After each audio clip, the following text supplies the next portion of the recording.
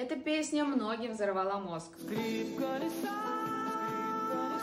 Скрип колеса или скрип колеса.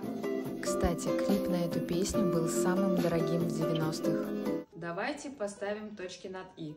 Песня была названа «Скрип колеса». Вот так было написано. Лужи, грязь, дорог, овраг, вороны. Все. Вот такая история. И мы решили как-то компенсировать это все.